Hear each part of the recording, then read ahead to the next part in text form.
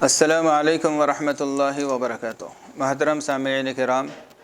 City India Islamic channel پر رمضان المبارک کے خصوصی درس قرآن میں آپ کا استقبال ہے، اور آج 30ویں پارے سے سب سے پہلے سورہ عبسہ ہے، جس کے اندر اللہ تعالیٰ فرماتے ہیں عبس و تولی،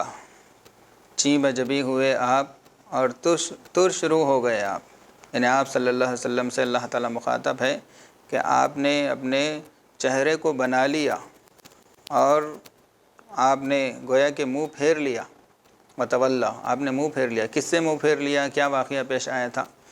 دراصل ایک مرتبہ رسول اللہ صلی اللہ علیہ وسلم جو سرداران قریش تھے، کفار تھے، جیسے ابو جہل ہے، عتبہ ہے، شیبہ ہے، ابن خلف ہے،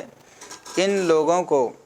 رسول اللہ صلی اللہ علیہ وسلم سمجھا رہے تھے، دین کی دعوت دے رہے تھے، اور بہت ہی زیادہ توجہ کے ساتھ، بہت ہی زیادہ حرص کے ساتھ آپ صلی اللہ علیہ وسلم دعوت دے رہے تھے، کیونکہ یہ سرداران قوم ہیں، اگر یہ اسلام کے اندر داخل ہو جاتے ہیں تو ان کے پیچھے ساری قوم داخل ہو جاتی ہے اور اسلام کے لیے راستے ہموار ہو جاتے ہیں، اسلام کی طاقت بڑھ جاتی ہے۔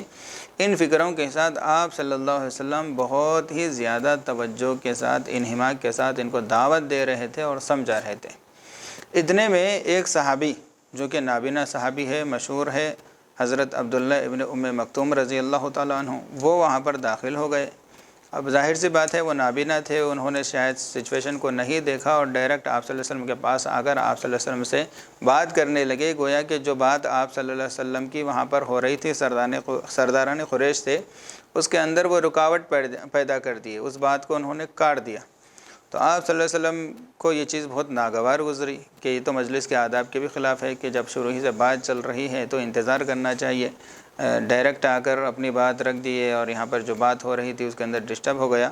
تو آپ صلی اللہ علیہ وسلم ناراض ہو گئے، گویا کہ آپ صلی اللہ علیہ وسلم کے پیشانی پر بل آ گیا، تو آپ صلی اللہ علیہ وسلم نے ان کی طرف توجہ نہیں دی، اور انہی سے آپ صلی اللہ علیہ وسلم بات کر رہے تھے اور ان کو سمجھا رہے تھے۔ تو وہاں پر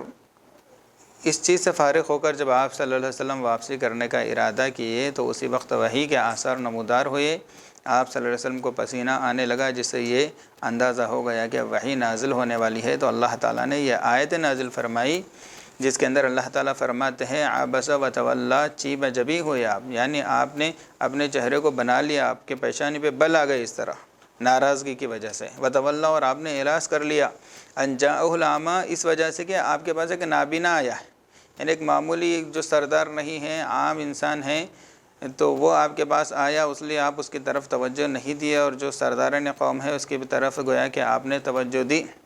وما یدریک لعلہ یزکی، اللہ تعالیٰ فرما رہے ہیں کہ آپ کو کیا پتہ ہے کہ یہ جو آنے والا ہے یہ سچی طلب لے کر آ رہا ہے، یہ آپ کی بات سن کر آپ کی بات کی اتباع کرے گا، یہ مانے گا، تو آپ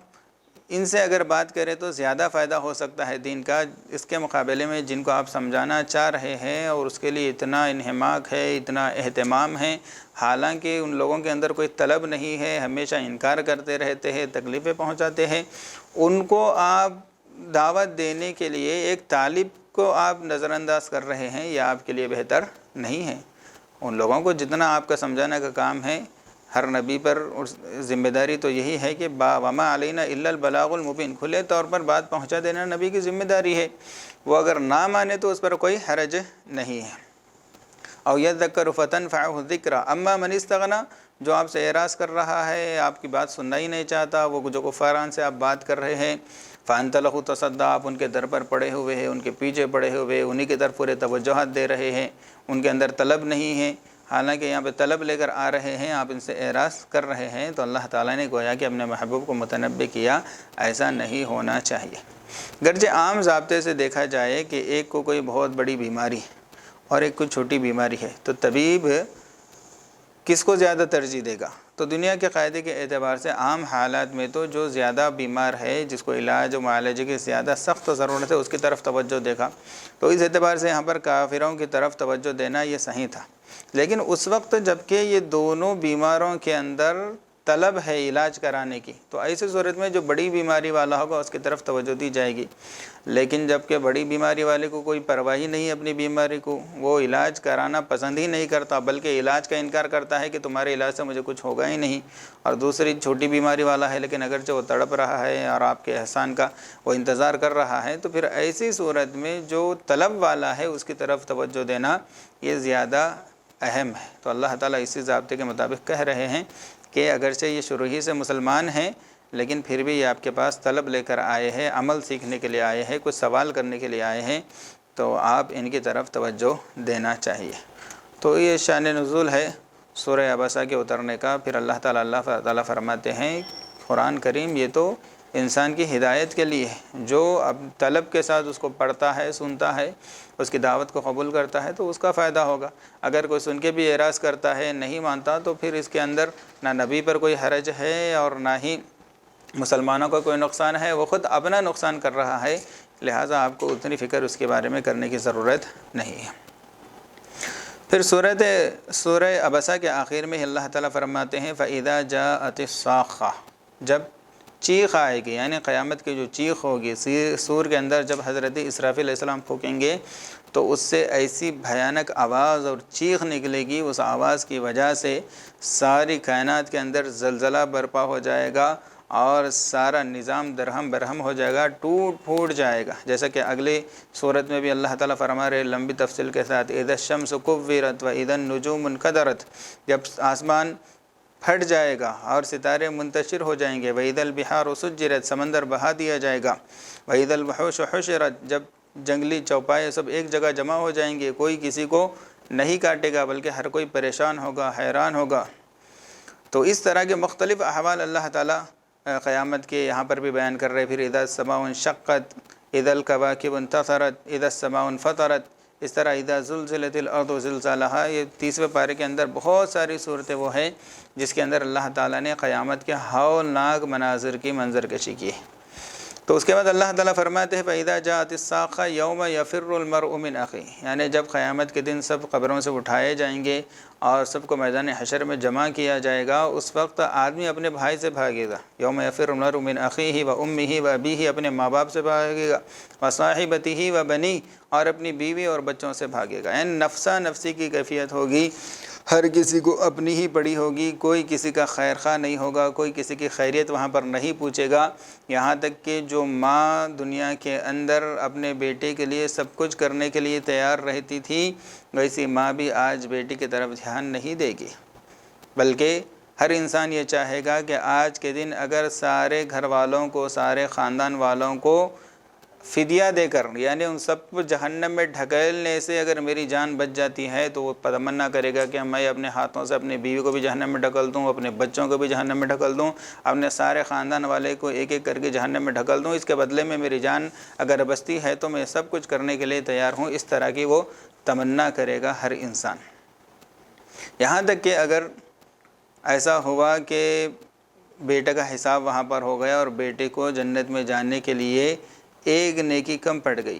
اور ماں کے پاس کروڑوں نیکیاں ہیں، ابھی اس کا حساب کتاب نہیں ہوا، اگر بیٹا آ کر یہ پوچھے گا کہ ماں میرے لیے جنت میں جانے کے لیے ایک نیکی کم پڑ گئی، تو ماں کہے گی کہ بھائی میرے کو میری لگی ہے، پتہ نہیں میرا کیا ہوگا، تجھے ایک نیکی دے دوں گی، کہیں ایسا نہ ہو کہ اس ایک نیکی کی وجہ سے میں پھنس جاؤں گی، لہٰذا وہ ہرگز بھی وہاں پر ایک نیکی دینے کے لیے تیار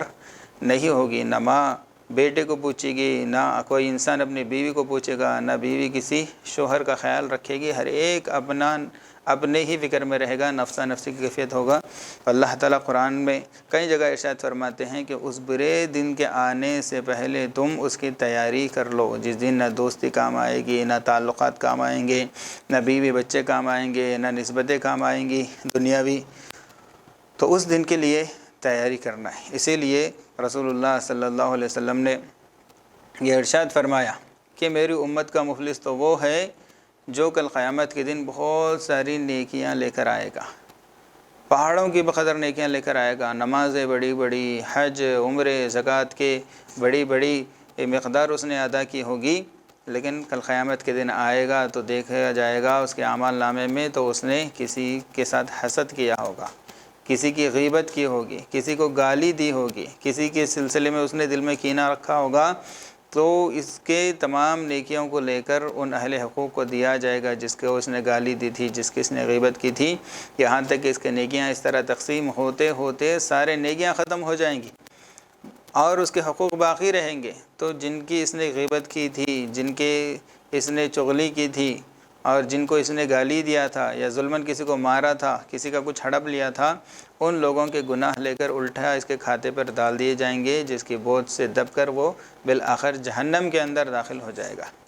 تو عزیز دوستو، سوچنے کی بات ہے کہ جس دن انسان چاہتے ہوئے بھی اپنے بیٹے کو ایک مقبول نیکی نہیں دینا پسند کرے گا،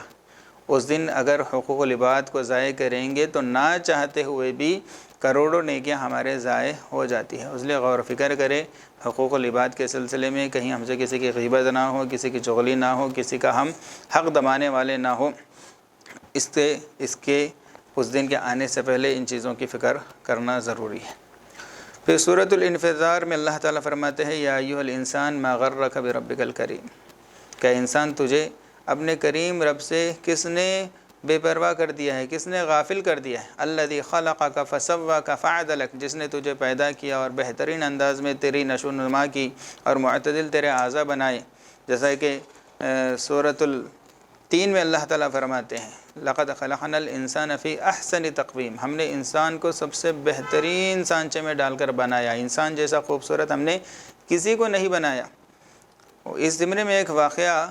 مجھے یاد آ رہا ہے کہ ایک بادشاہ تھے خلیفہ منصور، ان کے دربار میں ایک بہت بڑے اللہ والے تھے جن کا نام تقریباً غالباً عیسیٰ بن محمد تھا۔ تو وہ درباری تھے خلیفہ منصور کے بہت منتخب۔ تو وہ ایک مرتبہ چاندنی رات میں اپنی اہلیہ محترمہ سے دل لگی کی باتیں کر رہے تھے، اور اسی دوران ان کے منہ سے ایک جملہ نکل گیا کہ انت طالق ثلاثا ان لم تکونی احسن من القمر، کہ اگر تو چاند سے زیادہ خوبصورت نہ رہی تو تجھے 3 طلاق ہے۔ بولنے کو بول دیے، فوری وہ عورت کھڑے ہو گئی، ان کی بیوی، اور حجرے کے اندر داخل ہو گئی اور کہنے لگی کہ اب تو مجھ پر 3 طلاق واقع ہو گئے اور میں آپ کے لیے کبھی حلال نہیں ہو سکتی۔ کیونکہ میں تو اتنی خوبصورت ہوں نہیں جو چاند سے زیادہ حسین نظر آؤں۔ تو یہ پریشان ہو گئے۔ صبح میں جب دربار لگا بادشاہ کے سامنے، انہوں نے یہ مسئلہ رکھا، بادشاہ نے اور دربار کے جو علماء کرام تھے ان سے مسئلہ پوچھا، تو سارے علماء نے کہا کہ ہاں واقعتاً یہ طلاق تو پڑ گئی، کیونکہ ان کی بیوی تو اتنی خوبصورت ہے نہیں جو چاند سے زیادہ حسین ہو۔ تو اتنے میں ایک عالم صاحب چپ چاپ وہاں پر بیٹھے ہوئے تھے، کچھ کہہ نہیں رہے تھے، جو کہ جن کے بارے میں بتایا جاتا ہے کہ وہ امام ابو حنیفہ رحمۃ اللہ علیہ کے خاص شاگرد تھے۔ تو ان سے بادشاہ نے پوچھا کہ حضرت آپ کچھ نہیں کہتے، اس سلسلے میں آپ کی کیا رائے ہے؟ تو انہوں نے کہا کہ طلاق واقع نہیں ہوئی۔ تو سب پریشان ہو گئے کہ ایسا کیسے؟ تو انہوں نے کہا کہ اللہ تعالیٰ خود قرآن میں فرماتے ہیں لقد خلقنا الانسان فی احسن تقویم، ہم نے انسان کو سب سے بہترین سانچے میں ڈال کر سب سے خوبصورت انسان کو بنایا۔ اللہ تعالیٰ چاند کے بارے میں نہیں بولے، یا ستاروں کے بارے میں نہیں بولے، آسمان کے بارے میں، کسی کے بارے میں اللہ تعالیٰ احسن نہیں بولے۔ احسن یعنی سب سے زیادہ حسین۔ تو اللہ تعالیٰ جب کہہ رہے ہیں سب سے زیادہ حسین انسان ہیں، تو چاند کی اس کے سامنے کیا حیثیت؟ تو حقیقت بھی یہی ہے کہ اللہ تعالیٰ نے ساری کائنات میں انسان کو اشرف المخلوقات بنایا، صلاحیت کے اعتبار سے بھی سب سے زیادہ ماہر اور سب سے زیادہ اہم انسان ہیں، اور حسن کے اعتبار سے بھی اگرچہ وہ کالا ہوں گا لیکن اللہ تعالیٰ نے اس کے اندر جو خوبیاں رکھی ہے، جس طرح کے اس کے آنکھ ناک اللہ تعالیٰ نے بنائے ہیں، اس اعتبار سے سب سے خوبصورت مخلوق جو ہے وہ بھی ہے انسان۔ تو سب نے اس بات کو تسلیم کیا اور ان کی طلاق واقع نہ ہونے کا بالآخر انہوں نے فیصلہ کیا۔ تو ایسے کریم اللہ سے تجھ کو کس نے غافل کر دیا؟ اللہ تعالیٰ آگے چل کر فرماتے ان علیکم لحافظین، بلا شبہ تم پر حفاظت محفوظ کرنے والے، یعنی تمہارے اعمال کو لکھ کر محفوظ کرنے والے 2 فرشتے تم پر مقرر ہے، کرامن کاتبین، جن کو کرامن کاتبین کہا جاتا ہے، یعلمون ما تفعلون، یہ لوگ جانتے ہیں جو کچھ تم کر رہے ہیں، یعنی جو کچھ تم کر رہے ہیں وہ ان سے مخفی نہیں ہے، وہ تمہارے رجسٹر کے اندر، اعمال نامے کے اندر وہ مستقل آپ کی ہر حرکت کو لکھ رہے ہیں۔ تو لہٰذا تمہیں اس بات کو بھولنا نہیں چاہیے، کیونکہ پھر کل قیامت کے دن انہی اعمال کے بیسک پر فیصلے ہوگا، ان الابرار لفی نعیم و ان الفجار لفی جحیم۔ کیا فیصلہ ہوگا کہ جو اللہ تعالیٰ کے نیک بندے ہوں گے وہ نعمتوں میں ہوں گے، جنت میں ہوں گے، اور جو فجار اللہ تعالیٰ کے نافرمان ہوں گے، گنہگار ہوں گے، وہ جحیم یعنی جہنم کے گڑھے کے اندر ان کو ڈال دیا جائے گا۔ اس لیے اس سلسلے میں فکر مند ہونا چاہیے۔ پھر اس کے بعد صورت ہے سورۃ البروج۔ بروج کے معنی آتے ہیں کہکشاں، جسے گلیکسی کہا جاتا ہے۔ تو دراصل اس صورت کے ضمن میں ایک واقعہ ہے۔ واقعہ یہ ہے کہ رسول اللہ صلی اللہ علیہ وسلم کے پیدائش سے پہلے تقریباً 70 سال پہلے ایک کافر بادشاہ تھا۔ اس کافر بادشاہ کے دربار کے اندر ایک نجومی تھا۔ نجومی اس شخص کو کہا جاتا ہے جو شیاطین کے ذریعے سے یا آثار وغیرہ کے ذریعے سے غائب کی چند باتیں معلوم کر لیتا ہے، پھر اس کو لوگوں کے اندر اس کا شیوع کرتا ہے، لوگ اس کے پاس جاتے ہیں۔ تو وہ دربار کا وہ نجومی تھا، لیکن وہ بہت زیادہ بوڑھا ہو گیا تھا، ضعیف ہو گیا تھا۔ تو اس نے بادشاہ سے ایک گزارش کی کہ مجھے کوئی نوجوان جو کہ انتہائی ذہین اور فطین ہو میرے سپرد کر دیا جائے، کیونکہ میرے پاس جو کچھ علم ہے میں اس کے حوالے کر دوں گا، اس کو سکھا دوں گا، تاکہ میرے جانے کے بعد بھی آپ کو میری کمی محسوس نہ ہو۔ تو بادشاہ نے اس کے لیے انتہائی ایک ذہین لڑکے کا انتخاب کیا اور اس کو اس نجومی کے پاس جانے کا حکم دیا۔ تو روز وہ نجومی کے پاس جاتا تھا اور اس کے پاس جو علم تھا وہ علم سیکھتا تھا۔ لیکن اس دوران یہ واقعہ پیش آیا کہ جس راستے سے وہ نجومی کے پاس جاتا تھا اس راستے میں ایک راہب کا مکان پڑتا تھا۔ راہب کا جو عبادت خانہ ہوتا تھا، راہب یعنی جو حضرت عیسیٰ علیہ السلام کے تعلیمات کے مطابق، اس وقت چونکہ مذہب عیسائیت ہی دین حق تھا، اس وقت کے مسلمان وہی تھے، تو وہ مسلمان تھا، گویا کہ اللہ والا تھا، نیک تھا، عابد تھا، زاہد تھا، راہب جسے کہا جاتا ہے۔ تو ایک مرتبہ اس کے راہب سے ملاقات ہو گئی تو وہ راہب کے پاس بیٹھنے لگا۔ تو یہاں پر وہ راہب کا بھی علم سیکھتا تھا اور اس ادھر جا کے کاہن کے پاس بھی وہ علم سیکھتا تھا، اور دونوں کے درمیان میں ایک کنفیوز تھا کہ ان دونوں کے درمیان آخر حق پر کون ہے، راہب کا دین سچا ہے یا کاہن کا دین سچا ہے۔ اس سلسلے کو لے کر وہ بچہ پریشان تھا، دونوں سے وہ استفادہ کر رہا تھا۔ تو اسی اثنا میں واقعہ پیش آیا کہ راستے میں ایک جگہ دیکھا کہ ایک شیر آ کر ایک راستے میں بیٹھ گیا، جس کی وجہ سے دونوں طرف کے بستیاں والے پریشان ہیں، نہ ادھر والے ادھر آ سک رہے ہیں، نہ ادھر والے ادھر جا سک رہے ہیں۔ ایسی صورت میں لوگوں کا راستہ وہ رکا ہوا تھا۔ تو اتنے میں یہ بچہ جب وہاں پر پہنچا تو اس نے ایک چھوٹا سا پتھر اٹھایا، بالکل معمولی سا، اور اس نے یہ کہا کہ اللہ، اگر راہب کا دین سچا ہے تو اس پتھر سے وہ شیر مر جائے، اور اگر کاہن کا دین سچا ہے تو پھر اس سے وہ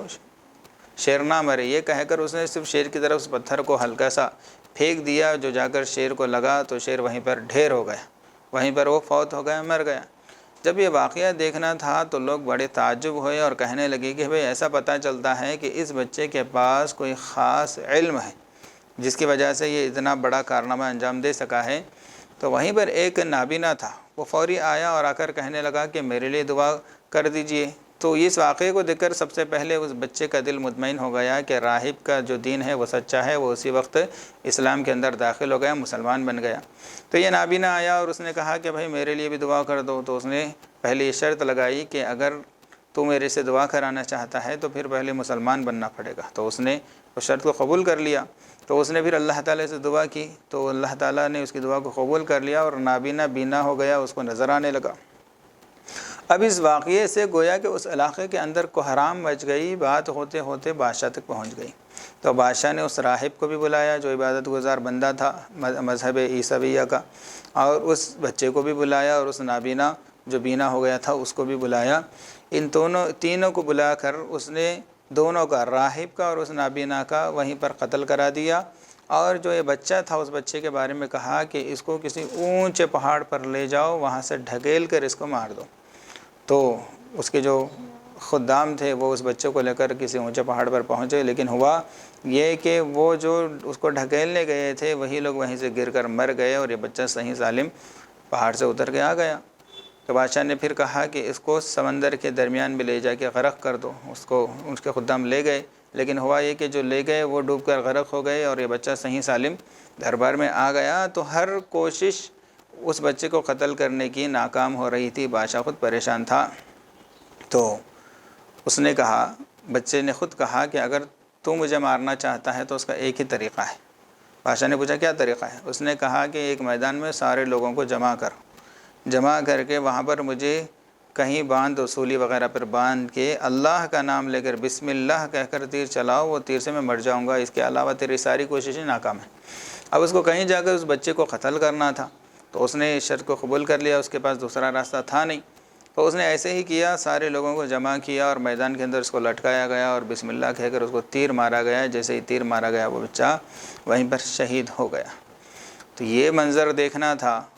پورا معاملہ ہی الٹا ہو گیا۔ بادشاہ کچھ اور سوچا تھا، لیکن یہ منظر، یہ کرامت کو دیکھ کر جتنے حاضرین تھے وہ سارے کے سارے ایمان قبول کر لیے۔ بے شمار لوگ، ہزاروں کی تعداد میں، سب نے یہ کہا کہ ہم اس بچے کے رب پر ایمان لے آتے ہیں، ہم کفر و شرک سے توبہ کرتے ہیں۔ سب تائب ہو کر اسلام کے اندر داخل ہو گئے۔ تو یہ پریشان ہو گیا کہ بھائی معاملہ تو پورا الٹا ہی ہو گیا۔ تو اس نے اپنے درباریوں سے مشورہ کیا کہ آخر کیا کیا جائے۔ تو اس کے درباریوں نے، خبیثوں نے یہ رائے دی کہ بڑے بڑے خندقیں کھودی جائے، اس کے اندر خوب آگ بھڑکائی جائے، اور جو یہ ایمان قبول کیے ہیں مسلمانوں کو ایک ایک کر کر اس کے اندر ڈھکیل دیا جائے۔ تو اس تجویز کو اس نے پاس کیا اور بڑے بڑے خندقیں کھودی گئی، اس کے اندر بہت سارا ایندھن ڈالا گیا اور بہت زیادہ آگ بھڑکائی گئی، اور سارے ایمان والوں کو، تقریباً 20,000 مسلمانوں کو ان آگ کی خندقوں کے اندر یہ ڈھکیل رہے تھے اور مزے لے رہے تھے، اس کے مڈیروں پر بیٹھ کر، اور تماشا دیکھ رہے تھے کہ کس طرح اہل ایمان جل رہے ہیں۔ تو اللہ تعالیٰ یہاں پر اس کا تذکرہ فرما رہے ہیں کہ قتل اصحاب الاخدود، خندقوں والوں پر اللہ کی لعنت ہو، الناری ذاق الودود، جو خندقیں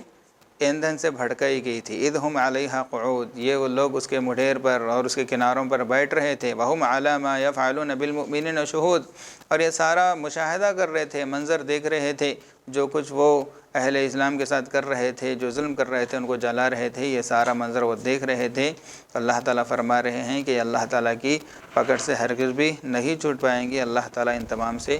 انتقام لے گا۔ تو یہ ہے اصحاب الاخدود کا تذکرہ سورہ عبسہ کے اندر،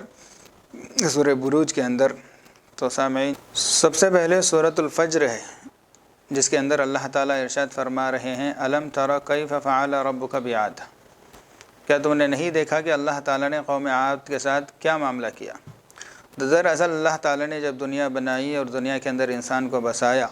اور انسان آہستہ آہستہ اللہ تعالیٰ کا نافرمان بنتا گیا اور دنیا میں بھیجنے کا مقصد بھول گیا، تو ان کی اصلاح کے لیے حضرات انبیاء کی ضرورت پیش آئی۔ تو اللہ تعالیٰ نے انبیاء کے سلسلے کو شروع کیا، حضرت آدم علیہ السلام سے لے کر حضرت شیس، حضرت ادریس، پھر حضرت نوح علیہ السلام، پھر اس کے بعد حضرت ابراہیم علیہ السلام، حضرت اسماعیل، اسحاق، یعقوب، حضرت یوسف علیہ السلام، اور حضرت موسیٰ، عیسیٰ علیہ السلام، اس طرح اور بھی تقریباً 1.25 لاکھ، اور ایک روایت کے مطابق 2 لاکھ انبیاء کرام کو اللہ تعالیٰ نے اس دنیا کے اندر بھیجا، لوگوں کی ہدایت کے لیے،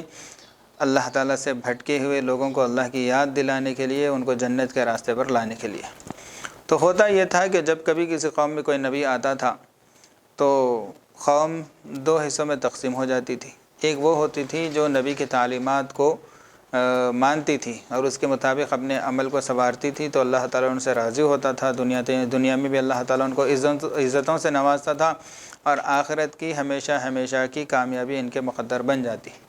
تو اس کے مقابلے میں بہت سارے وہ لوگ بھی ہوتے تھے جو ان انبیاء کی تعلیمات کے خلاف اتر آتے تھے اور ان کا انکار کرتے تھے اور ان کی بات کو نہیں مانتے تھے، بلکہ بہت سے تو اپنے نبی کو ایذا پہنچاتے تھے، تکلیفیں پہنچاتے تھے، جیسا کہ نبی کریم صلی اللہ علیہ وسلم نے ارشاد فرمایا کہ اللہ تعالیٰ کے راستے میں جتنا مجھے ڈرایا گیا اتنا کسی اور نبی کو نہیں ڈرایا گیا، جتنا مجھے ستایا گیا، آزمایا گیا، اتنا کسی اور نبی کو نہیں ستایا گیا، اتنا کسی کو آزمایا بھی نہیں گیا۔ تو ہر نبی کے ساتھ ان کی امتوں کا یہ رویہ تھا۔ تو جب یہ اللہ تعالیٰ کی نافرمانی پر اتر آتے تھے تو پھر اللہ تعالیٰ نے ان کو دنیا ہی کے اندر ان کے اس بد عملی کا مزہ چکھا دیا، مختلف عذابات اللہ تعالیٰ نے ان پر نازل فرمائے۔ تو اللہ تعالیٰ یہاں پر فرماتے ہیں الم تر کیف فعل ربک بعاد، کیا تمہیں نہیں معلوم کہ اللہ تعالیٰ نے قوم عاد کے ساتھ کیا معاملہ کیا؟ ارم ذات العماد، جو کہ اونچی اونچی لمبی ستونوں والے تھے، یعنی قوم عاد جس کی طرف اللہ تعالیٰ نے حضرت ہود علیہ السلام کو نبی بنا کر بھیجا، یہ ان کو سمجھا رہے تھے،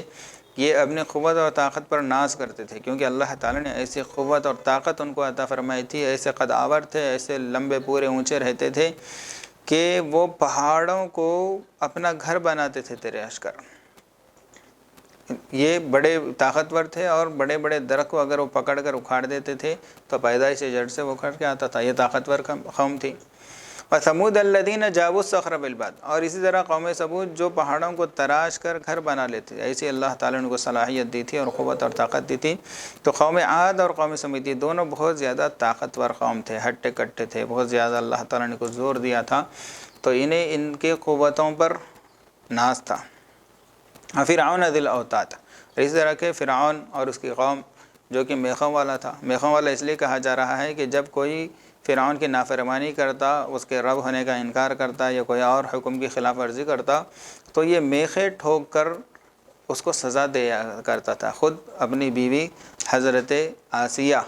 جو کہ حضرت موسیٰ علیہ السلام پر ایمان لا چکی تھی، تو ایمان لانے پر اس نے اس کافر بادشاہ فرعون نے اپنی ہی بیوی کو یعنی حضرت آسیہ کو بھی میخیں ٹھوک کر اس نے سزا دی تھی۔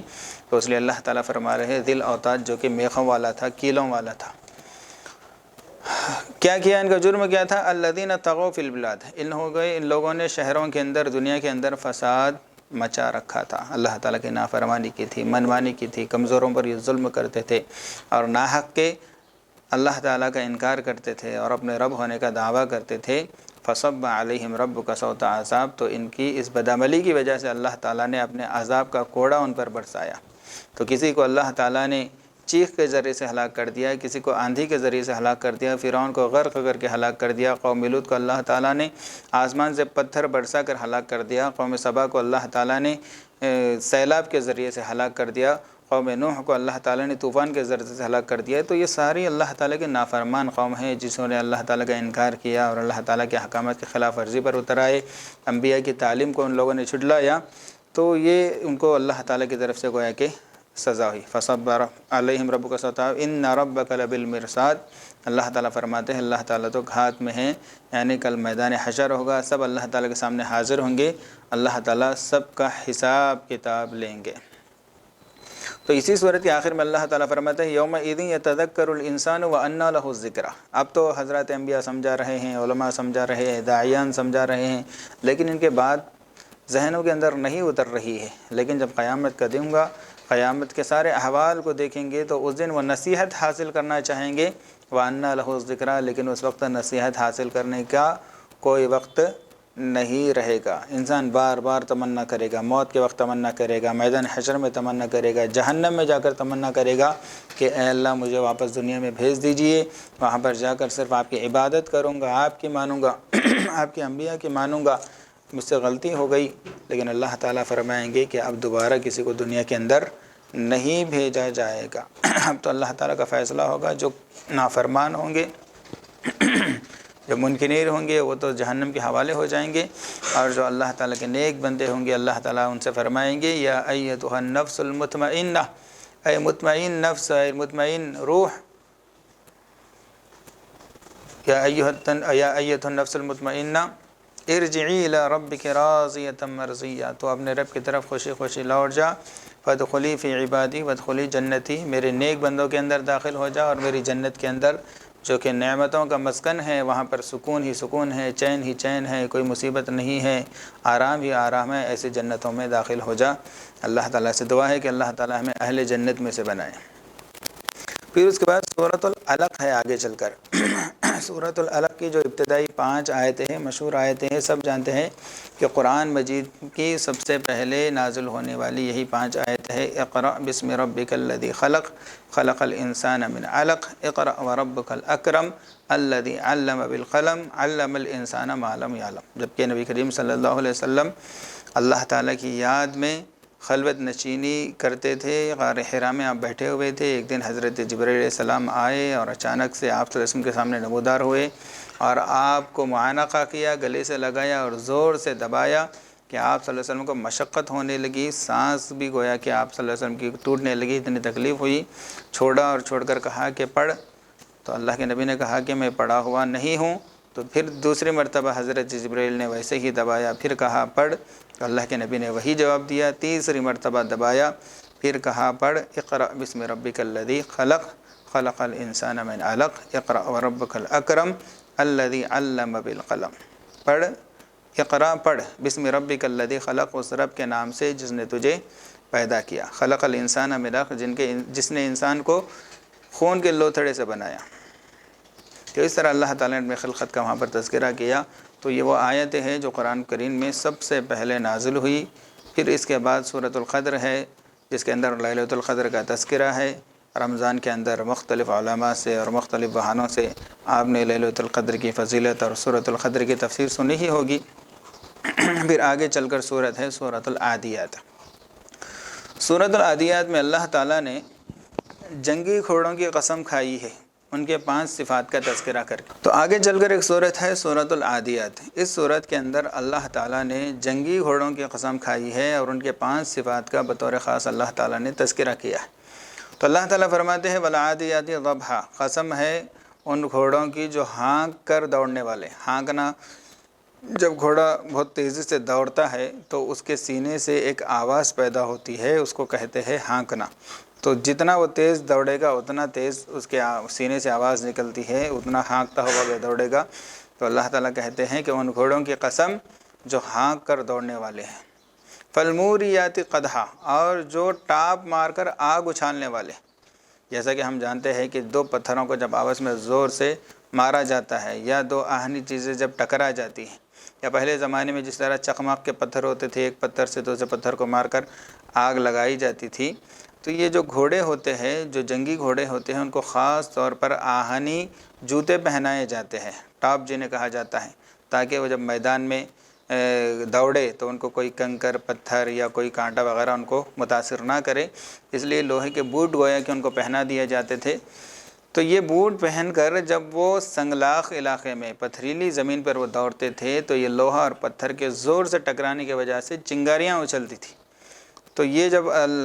یعنی اللہ تعالیٰ کے راستے میں اور میدان جنگ کے اندر جب یہ دوڑتے تھے تو یہ کیا کرتے ہیں، آگ اچھالتے ہیں۔ تو اللہ تعالیٰ فرماتے ہیں ان گھوڑوں کی قسم جو آگ اچھالنے والے ہیں۔ فالمغیرات صبحا، اور جو صبح سویرے غارت ڈالنے والے ہیں، یعنی حملہ آور ہونے والے ہیں۔ یعنی عام طور پر یہ طریقہ تھا کہ کوئی بھی قوم کسی پر فوج کشی کرتی تھی، حملہ کرتی تھی تو صبح کے وقت حملہ کیا جاتا تھا۔ آپ صلی اللہ علیہ وسلم کی عادت شریفہ تھی کہ شب خون نہیں مارتے تھے، یعنی جب کہ سب لوگ سو رہے ہو ایسے وقت میں غفلت میں جا کر کسی پر حملہ نہیں کرتے تھے، بلکہ صبح کے اول وقت میں عام طور پر یعنی عام رواج بھی یہی تھا کہ صبح کے وقت جنگیں شروع ہوتی تھی۔ تو اللہ تعالیٰ فرماتے ہیں کہ صبح سویرے یہ میدان کے اندر دوڑنے والے ہیں۔ فَأَثَرْنَ بِهِ نَقْعًا، اور کہا کہ پھر یہ گرد و غبار کو اڑانے والے۔ میدان جنگ کے اندر تو گرد و غبار بہت زیادہ اڑتا ہے، اسی وجہ سے ایک شاعر نے کہا، عربی شعر ہے ذہن میں نہیں آ رہا ہے، سَتَعْرِفُ غَدًا إِذًا انْكَشَفَ الْغُبَارُ رَجُلٌ فَرَسٌ تَحْتَ رِجْلِكَ حِمَارٌ، کہ اب تو غبار چھایا ہوا ہے، غبار کے اندر کوئی پتہ ہی نہیں چل رہا کہ کس کے کتنے مارے جا رہے، دشمن کے مارے جا رہے یا اپنے مارے جا رہے۔ تو فرماتا ہے کہ جب یہ غبار چھٹے گا تو تجھے معلوم ہوگا کہ تو گدھے پہ سوار تھا یا گھوڑے پہ سوار تھا، کامیاب ہو رہا تھا یا ناکام ہو رہا تھا۔ تو اس قدر گرد و غبار اڑتا ہے جب گھمسان کی لڑائی ہوتی ہے۔ تو یہ گرد و غبار اڑانے والے گھوڑوں کی اللہ تعالیٰ قسم کھاتے ہیں، اور آگے فرماتے ہیں فَوَسَطْنَ بِهِ جَمْعًا، یہ دشمن کے جم گھٹے کے اندر گھس پڑتے ہیں، بلا خوف قدر گھس جاتے ہیں۔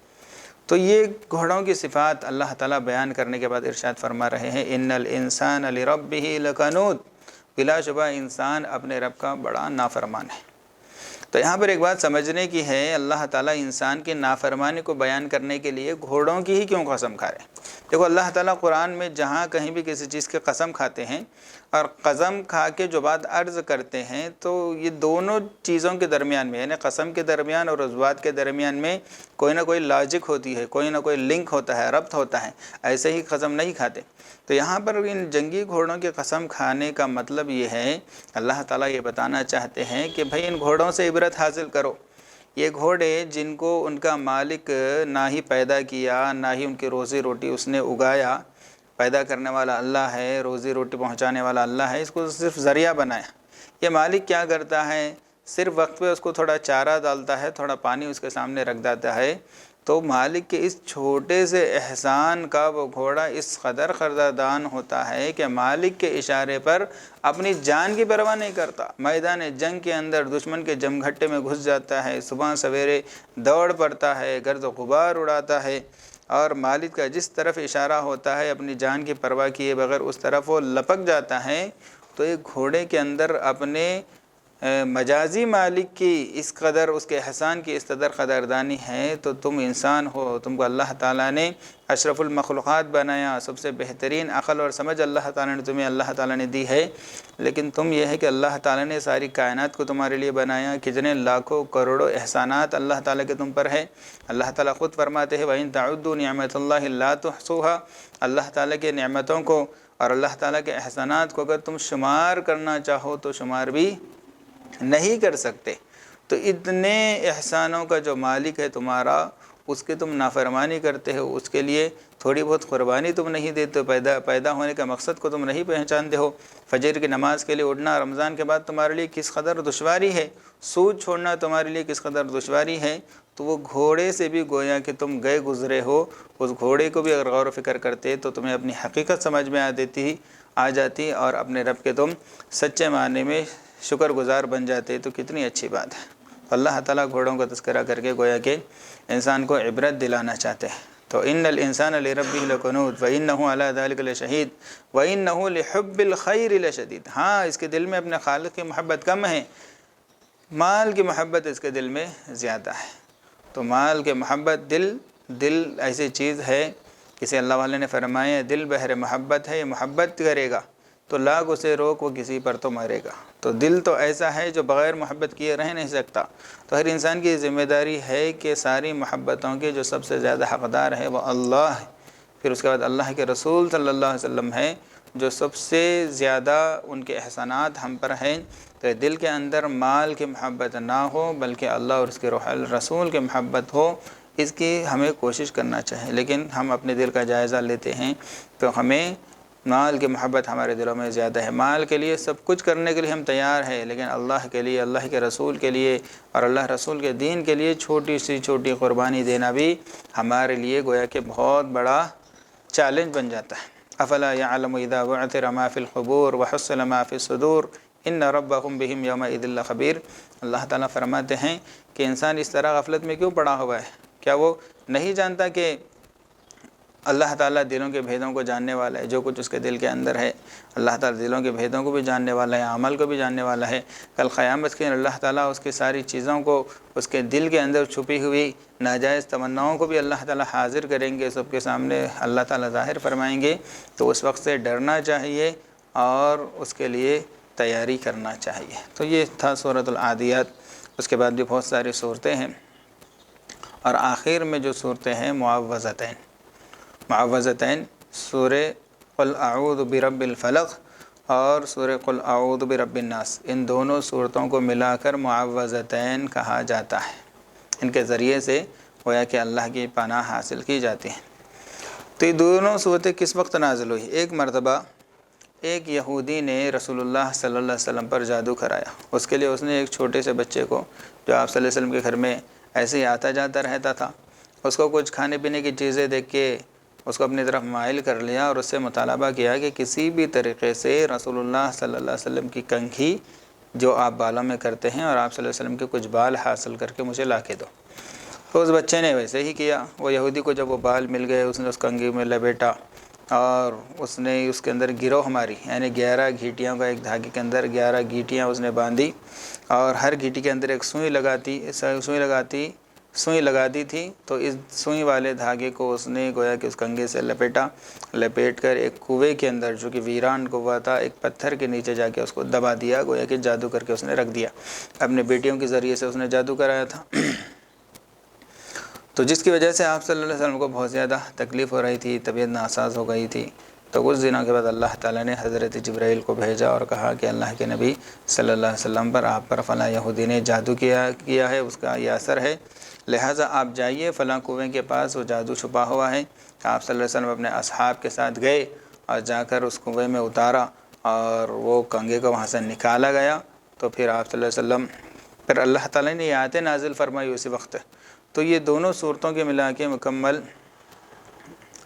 11 آیتیں ہیں یا 9 ہیں، 6 5 11 آیتیں. تو 11 آیتیں ہیں. تو آپ صلی اللہ علیہ وسلم ایک ایک آیت پڑھتے تھے اور اس کی ایک گروہ کھولتے تھے. اس طرح جب 11 آیتیں مکمل آپ نے تلاوت کر دی، وہ 11 گروہ کھل گئی، تو آپ صلی اللہ علیہ وسلم سے جادو کا اثر ختم ہو گیا. تو یہ دونوں صورتیں اللہ تعالیٰ کی پناہ حاصل کرنے کے لیے بے شمار مفید ہے. رسول اللہ صلی اللہ علیہ وسلم کی تعلیمات میں یہ بات ملتی ہے کہ صبح شام آپ صلی اللہ علیہ وسلم ان کو پڑھنے اور ان کے ذریعے سے اللہ تعالیٰ کی پناہ حاصل کرنے، تمام شروروں سے، آفتوں سے، بیماریوں سے، فتنوں سے، اور خاص طور پہ جادوؤں سے اور ناپاک اثرات وغیرہ سے ان کے ذریعے سے دفاع حاصل کیا جا سکتا ہے. اللہ تعالیٰ کی مدد حاصل ہوتی ہے. لہٰذا ان کا اہتمام کرنا چاہیے، خاص طور پر سونے سے پہلے ان دونوں صورتوں کو، اور ہو سکے تو چاروں کل پڑھ کر دم کر لینا چاہیے، اور آیت الکرسی کا بھی اہتمام کرنا چاہیے. تو قرآن کے اندر بھی شفا ہے، اور قرآن کے اندر بہت سارے ہمارے فوائد ہیں دنیا کے اور آخرت کے. اس لیے قرآن سے اپنا تعلق ہمیشہ بنے رہنے دینا چاہیے. تو سامعین کرام، یہ آخری صورت کے خلاصے کے طور پر میں نے چند باتیں آپ حضرات کے سامنے رکھی. اب آخر میں اللہ تعالیٰ سے دعا یہ کرتا ہوں کہ اللہ تعالیٰ ہمیں ہمیشہ قرآن سے جوڑا ہوا رکھے. قرآن سے اللہ تعالیٰ ہمارا تعلق برقرار رکھے. قرآن صرف سال میں ایک مرتبہ پڑھنے کی نہیں ہے، بلکہ زندگی بھر اس کو پڑھنے کی اور اس پر عمل کرنے کی کتاب ہے. اور قرآن کو اللہ تعالیٰ نے جو نازل کیا ہے وہ انسان کی ہدایت کے لیے اللہ تعالیٰ نے نازل فرمایا. صرف ایسا نہیں کہ سال میں ایک دو مرتبہ ختم قرآن کر لیے تو اس کا حق ادا ہو جائے گا، بلکہ یہ اللہ تعالیٰ کی طرف سے ایک پیغام ہے.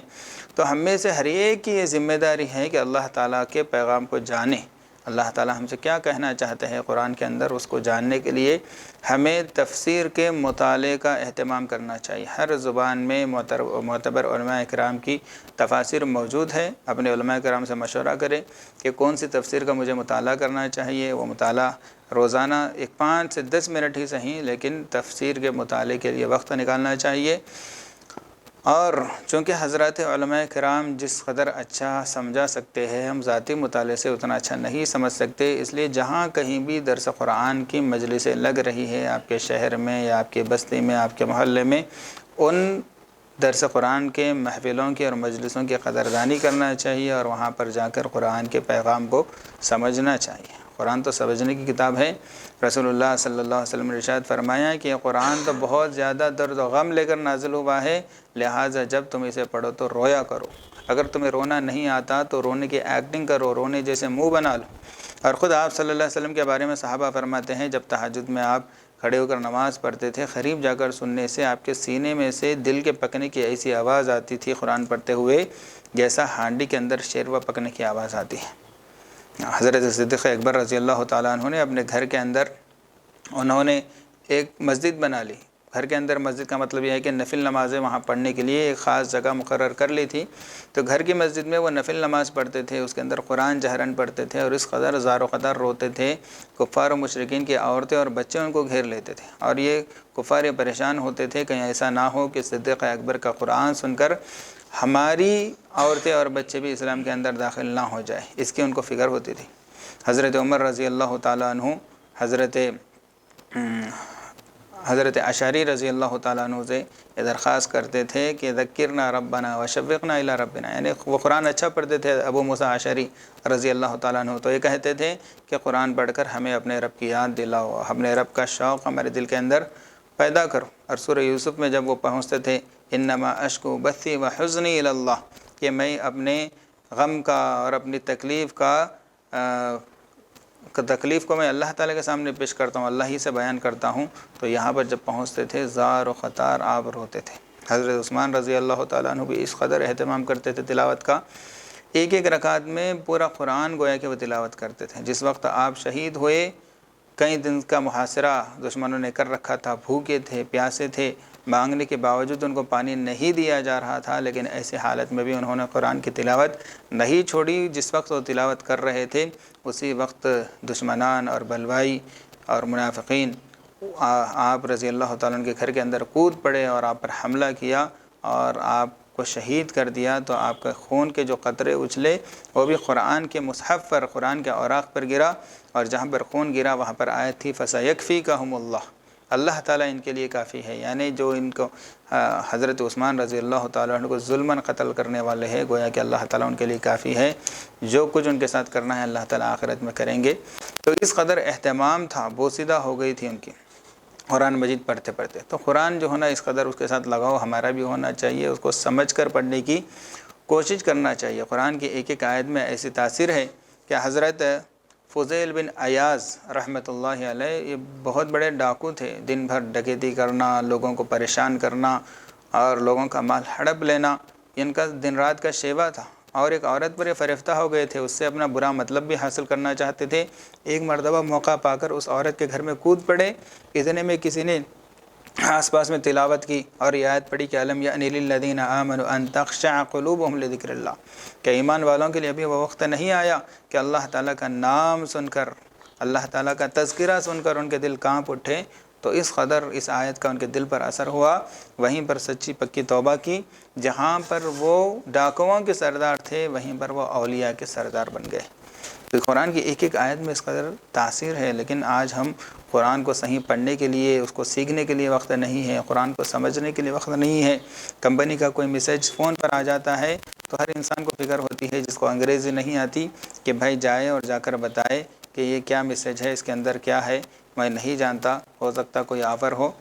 لیکن اللہ تعالیٰ نے جو پیغام بھیجا ہے اس کو جاننے کی ہمارے نزدیک کوئی اہمیت نہیں ہے۔ یہ بہت بڑے محرومی کی بات ہے۔ اللہ تعالیٰ سے دعا ہے کہ اللہ تعالیٰ ہم تمام کے اندر